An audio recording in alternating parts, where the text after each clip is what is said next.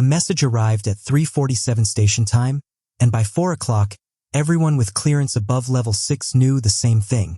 The Andromeda Singularity was collapsing ahead of schedule. My name is Captain Elena Vasquez. I commanded the research vessel Odyssey, and I had just been handed the most terrifying opportunity in human history. The Singularity had been there for as long as any civilization could measure. A supermassive black hole at the galactic core of Andromeda, it had been stable for billions of years. But 6 months ago, deep space observatories detected something impossible. The event horizon was shrinking. Not expanding. Shrinking. Whatever was happening inside that gravitational abyss was accelerating toward a conclusion no one could predict. The Science Council had 2 theories. Theory 1. The Singularity would collapse into a new form, releasing enough energy to sterilize everything within 50,000 light-years. Theory 2.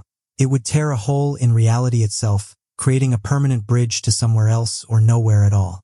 Either way, the Science Council agreed on one thing. Someone needed to get closer than anyone had ever been. That someone was us. The Odyssey was not built for this. She was a survey vessel, designed for mapping star systems, not flying directly toward annihilation. But she was also the fastest ship in the fleet, and her crew of 43 was the best humanity had. I had commanded her for 6 years. I knew every weld, every conduit, every sound she made when something was wrong. Captain, we have final confirmation from command. My executive officer, Lieutenant Commander David Chun, stood at my shoulder with the look he always wore when delivering news he knew I wouldn't like. They're authorizing the approach window. We have 72 hours to reach observation range. 72 hours? I turned from the viewport. The Singularity was still just a point of darkness in the distance, but I could feel it already, the weight of it, the wrongness. That's half our original estimate. The collapse is accelerating. If we're not in position by then, there won't be a position to be in. I looked around the bridge. My crew was watching me. 34 human beings and 9 artificial intelligence units, all waiting for the same thing. For me to say the words that would send us toward something no one had ever returned from. Set course for the Singularity, I said. Maximum speed. And someone get me everything we have on what's waiting for us out there. The journey took 51 hours. 51 hours of constant calculations, course corrections, and the slowly building awareness that we were flying toward something that didn't want us there. I spent most of that time in the observation deck, watching the darkness grow. The Singularity had no accretion disk, no glowing ring of superheated matter that usually surrounded black holes. It was just a circle of absolute blackness against the star field, and it was getting larger by the hour. Dr. Maya Sharma, our chief astrophysicist, found me there at hour 40. She was the only person on the ship who seemed genuinely excited rather than terrified. You should see the readings, she said, sitting down beside me. The event horizon isn't just shrinking, it's changing shape, becoming irregular. Is that possible? Nothing about this is possible. That's what makes it interesting. I looked at her. Maya had been my friend for 12 years. We had survived 2 missions together before the Odyssey. She was brilliant, reckless, and completely incapable of lying to me. How bad is it really going to get? I asked. She was quiet for a moment. If Theory 1 is correct, the sterilization wave, then nothing survives within 50,000 light-years. Not us, not Andromeda, not anything. And Theory 2? Tear in reality, permanent bridge to somewhere else. She paused. Or nowhere. We don't know. No one knows. That's the problem. You're not selling me on this mission. I'm not trying to. I'm trying to make sure you understand what we're flying into. Because when we get there, things are going to happen that none of our models predicted. And I need you to be ready for that. I'm always ready for things I don't understand. She almost smiled. That's why you're the captain. At hour 47, we picked up the signal. It came from directly ahead from the Singularity itself. Not from its edge, not from something orbiting it. From inside the event horizon. The place where nothing was supposed to escape. Lieutenant Chun was the first to notice it. Captain, I'm detecting a repeating transmission. Frequency pattern is artificial. The bridge went silent. Artificial meant intelligent. Intelligent meant someone was in there. Can you clean it up? I asked. We're trying. The signal is degraded. It's been bouncing through extreme gravitational distortion. But there's a pattern. A mathematical sequence. Prime numbers. Prime numbers, the universal constant, the thing every species used to announce itself. Put it through, I said. The transmission that emerged was not sound. It was something else, a pattern of pulses that my brain processed as meaning without translation. The closest I can describe it is a feeling, pressed into data. Help us. We are trapped. Asterisk, the collapse is our doing. We tried to stop it. We made it worse. Asterisk, help us. I looked at Maya. Her face had gone pale. That's not possible, she said. Nothing can transmit from inside an event horizon. Something just did. We reached observation range at hour 59. The singularity now filled the forward viewport, a circle of perfect darkness that seemed to drink the light from the surrounding stars. But it was not perfectly dark anymore. At its edges, where the event horizon should have been smooth, there were now irregularities, flickers, patterns that looked almost like writing. There's a structure inside, Maya said, her voice barely above a whisper. I'm getting gravitational imaging returns. Something is orbiting within the event horizon. Nothing orbits within an event horizon, Chen said. That's the definition of an event horizon. Nothing escapes, but also nothing remains in stable orbit. Everything falls. This isn't falling, Maya said. It's holding position. Something is holding position at the exact center of the singularity. I stared at the darkness. What kind of something? I don't know. But it's big. And it's been there for a very long time. The signal came again. Stronger now. Clearer. We are the keepers. We built the singularity to contain something that should not exist. The containment is failing. Asterisk, you have technology we do not understand. Your ships move differently than anything we have seen. Asterisk, you may be able to help us, or you may be our only witnesses. I looked at my crew. 43 people, all of them looking to me for an answer I did not have. Open a channel, I said. To what? Chen asked. To them. The channel opened, and for a moment, there was nothing. Then the darkness in the viewport shifted. Not the singularity itself, something in front of it. A vessel, but not like any vessel I had ever seen. It was the size of a small moon, and it was made of light. Not emitting light made of it. The structure was woven from threads of energy that pulsed in patterns I could almost understand. Almost. You received our signal. It was not a voice. It was meaning pressed directly into my mind. I felt the other crew members react. Gasps, a sharp intake of breath from Chun. The transmission was reaching all of us. We received it, I said aloud. Who are you? Asterisk, we are the keepers. We are old. Older than your species. Older than your galaxy. We were here before the stars arranged themselves into the patterns you know. Asterisk. We're receiving a massive data stream, Maya said from her station. Captain, it's everything. Their history. Their science. It's going to take years to process. Why are you sending us this? I asked. Asterisk, because we are dying. The singularity was our creation. We built it to contain the void, an anti-reality that existed before the universe began. The void wants to unmake everything. The singularity held it back for billions of years. Asterisk, but the void has been learning, adapting. It found a weakness we did not know existed. Asterisk, now the singularity is collapsing. When it fails, the void will spread. Your galaxy will be the first to fall. Asterisk, the bridge was silent. I could feel the weight of what they had just told us pressing down on everyone. How do we stop it? I asked. Asterisk, you cannot stop it. But you may be able to redirect it. Your ships move through space differently than anything we have encountered. You have a technology we do not possess. Asterisk, what technology? Asterisk, you call it the Alcubierre drive. The ability to contract space in front of you and expand it behind. We never discovered this method. Our physics developed along different paths. Asterisk, if you can fold space around the singularity, create a bubble that contains the collapse, you may be able to push the void into empty space, away from all inhabited systems. Asterisk, how much empty space? 3 billion light-years in that direction the keepers sent, and a vector appeared on our screens. Asterisk, there is nothing there. No stars, no planets, no life. If you can push the void there, it will consume nothing of value. Asterisk, and if we can't? Asterisk, then everything ends. Not just your species, not just your galaxy. Everything. The void does not stop, cannot be satisfied. It will unmake reality until nothing remains. Asterisk. I called a senior staff meeting in the conference room. Maya, Chan, our chief engineer James Okafor, and our medical officer Dr. Amira Hassan, for people whose opinions I trusted more than my own. The Keepers are asking us to fly into the singularity, I said, to use our drive to create a containment bubble around a collapsing anti-reality. Does anyone here think this is a good idea? No, Chen said immediately, but I don't think we have a choice. If they're telling the truth and the data stream suggests they are, then the alternative is extinction. The drive wasn't designed for this, Okafor said. He was a big man, calm, methodical, the kind of engineer who never promised more than he could deliver. Folding space around an existing gravitational anomaly is theoretically possible, but the calculations are beyond anything we've attempted.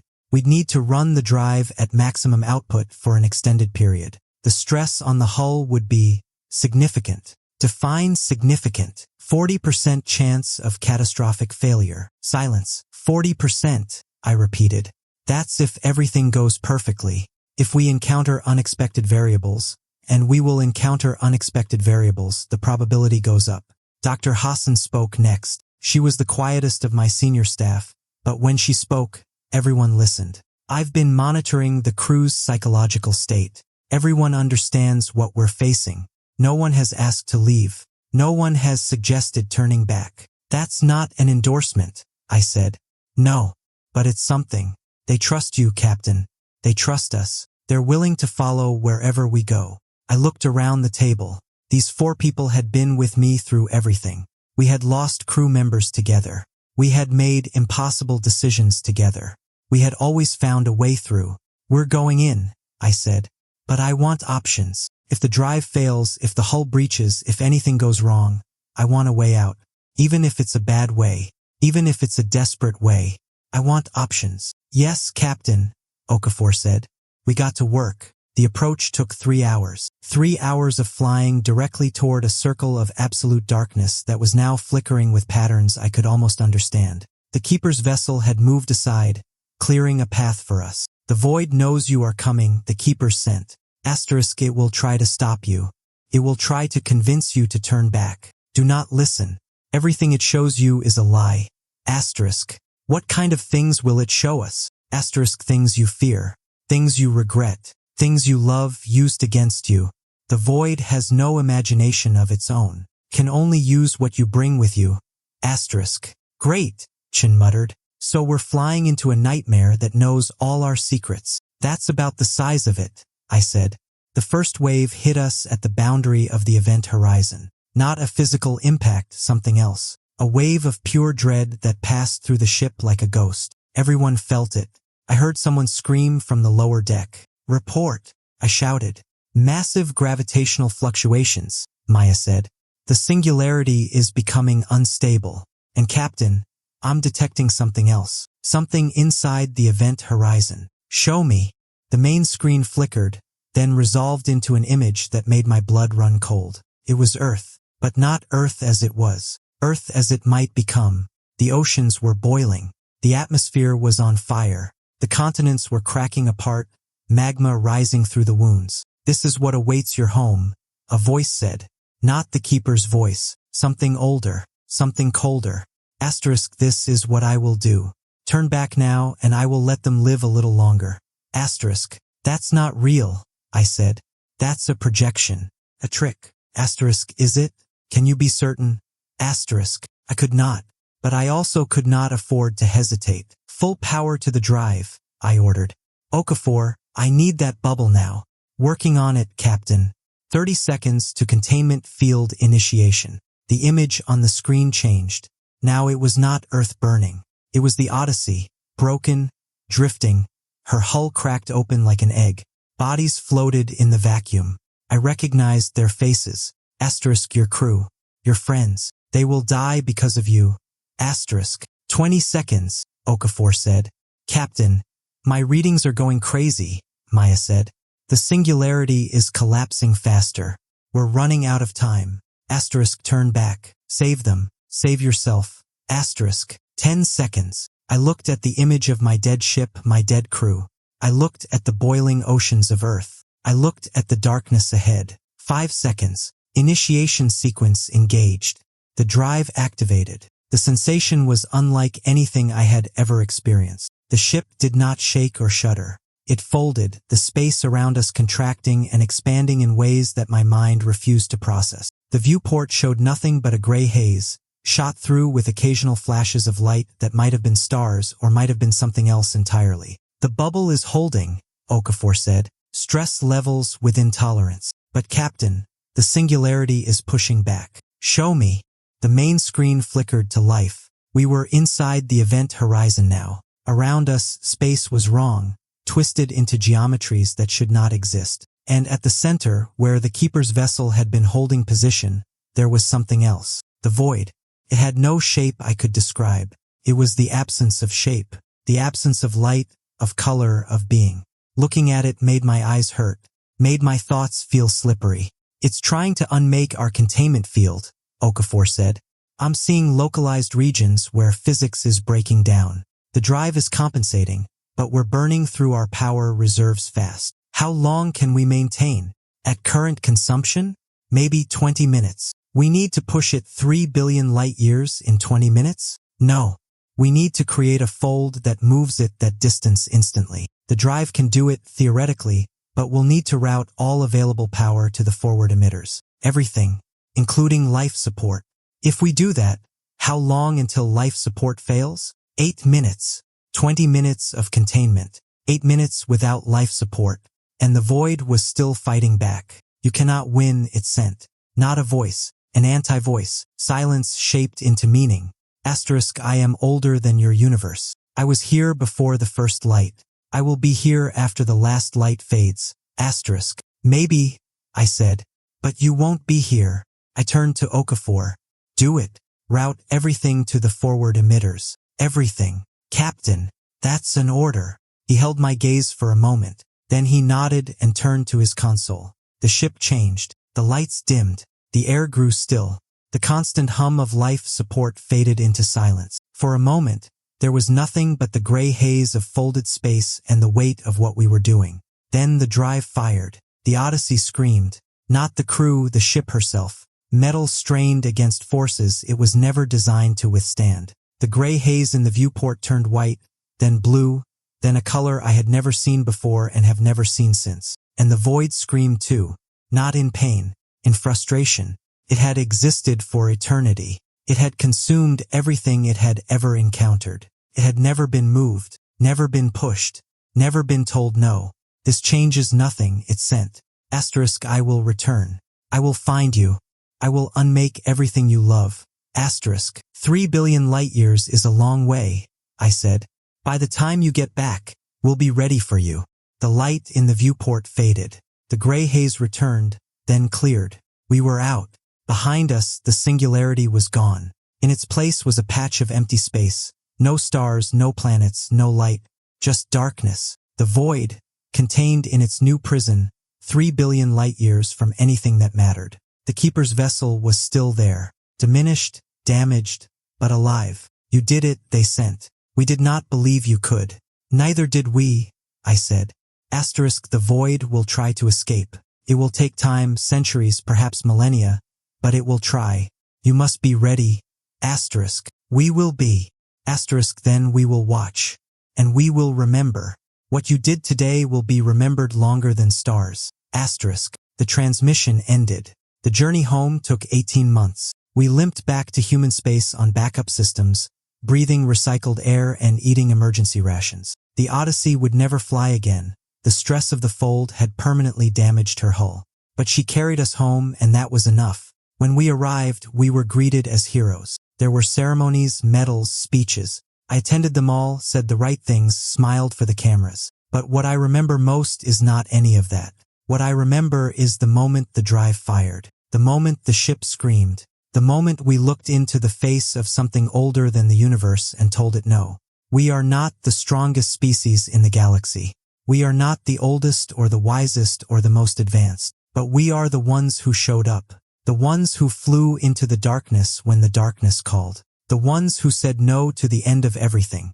And that, I think, is enough. The void will return someday. Centuries from now, Millennia from now, someone will have to face it again. I will not be there. My crew will not be there. The Odyssey will be dust, but someone will be there. Someone human or something descended from humans or something that learned from us. And they will remember that we were the ones who showed the universe that even nothing can be pushed. That even the end of everything has limits. That when you stare into the abyss, sometimes the abyss blinks first.